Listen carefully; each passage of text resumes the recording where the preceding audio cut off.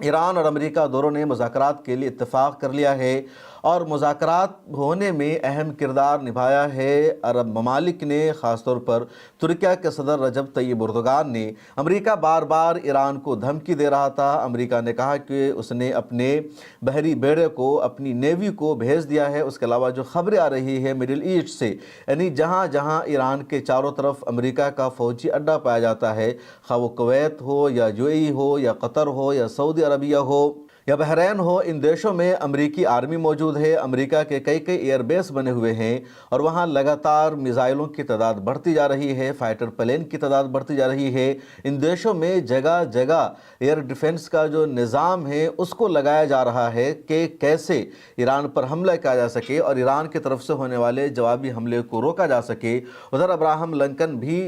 ایران کے قریب پہنچ چکا ہے اور ایران نے بھی جائزہ لے لیا کہ کہاں امریکہ کا جنگی جہاز ہے، اس کی تیاری کیا ہے، اور بھلے ہی امریکہ کے فائٹر پلین نے ایران کے ڈرون کو مار گرایا، لیکن ایران کی IRGC نے پوری تصویریں لے لی، ویڈیو بنا لی اور معلومات حاصل کر لی کہ امریکہ کس طرح کی تیاریوں کے ساتھ ایران کی طرف آ رہا ہے۔ اس کے بعد ہی دونوں دیش مذاکرات کے لیے آمادہ ہو گئے ہیں۔ ترکیہ کے صدر رجب طیب اردوغان نے اہم کردار نبھایا۔ انہوں نے فوری طور پر سعودی عرب کا دورہ کیا، وہاں کے ولی عہد محمد بن سلمان سے ملاقات کی۔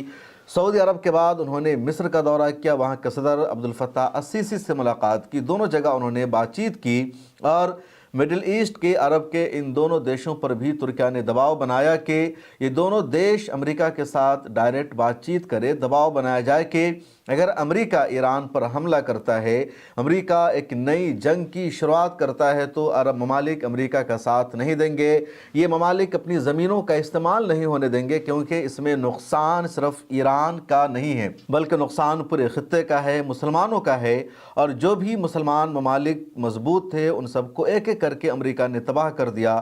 اگر آج ایران کو امریکہ تباہ کرنا چاہ رہا ہے تو اگلا نمبر مصر کا بھی ہو سکتا ہے، اس کے علاوہ سعودی عربیہ کا بھی ہو سکتا ہے، ترکیہ کا ہو سکتا ہے۔ ادھر اسرائیل کا جو قد ہے مضبوط ہوتا جائے گا، اور عرب دیشوں کو پہلے سے ان باتوں کا اندازہ تھا۔ جب دباؤ بنایا گیا تو ٹرمپ کو بھی، امریکہ کو بھی پیچھے ہٹنا پڑا اور دوبارہ اس نے مذاکرات کے لیے حامی بھر لی ہے۔ اب ایک اور بڑا مسئلہ ہے، اور مسئلہ یہ کہ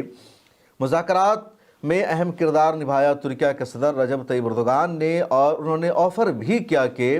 استنبول میں مذاکرات کے لیے میٹنگ رکھی جائے گی، اور اس ڈائیلاگ میں، مذاکرات میں ایران اور امریکہ کے علاوہ پاکستان کو شرکت کی دعوت دی گئی تھی، قطر کو شرکت کی دعوت دی گئی تھی، سعودی عرب اور مصر کی بھی شرکت ہونے والی تھی۔ لیکن اسی دوران ایران کی طرف سے شرط رکھی گئی کہ ڈائیلاگ استنبول میں نہیں بلکہ مسقط میں ہونا چاہیے۔ اب ایک سوال یہ اٹھ رہا ہے کہ ترکیہ جو ایران کے لیے اتنا کر رہا ہے، اس ایران کو ترکی پر بھروسہ کیوں نہیں، رجب طیب اردوغان پر اعتماد کیوں نہیں؟ اور اس کی وجہ جو بتائی جا رہی ہے ترک میڈیا میں، عرب میڈیا میں، وہ یہ کہ ایران اور ترکی کے درمیان کوئی اختلاف نہیں ہے، کوئی لڑائی نہیں ہے، یا ایسا نہیں ہے کہ ایران کو ترکی پر بھروسہ نہیں ہے۔ وجہ یہ ہے کہ مسقط میں پہلے بھی امریکہ اور ایران کے درمیان مذاکرات ہوئے ہیں۔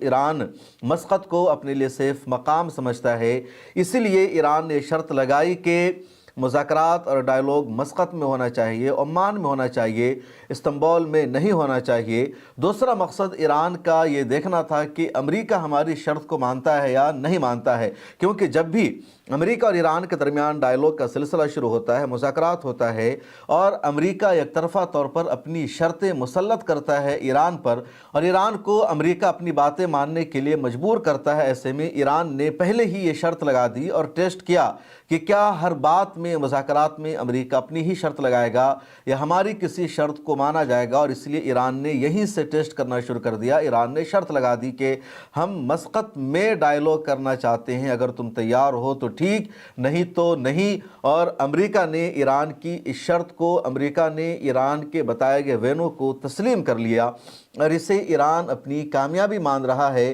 کہ اب جو ڈائیلاگ کا سلسلہ شروع ہوگا، جو مذاکرات کا آغاز ہوگا، تو وہ برابری کی سطح پر ہوگا، کسی ایک کے دباؤ میں نہیں ہوگا۔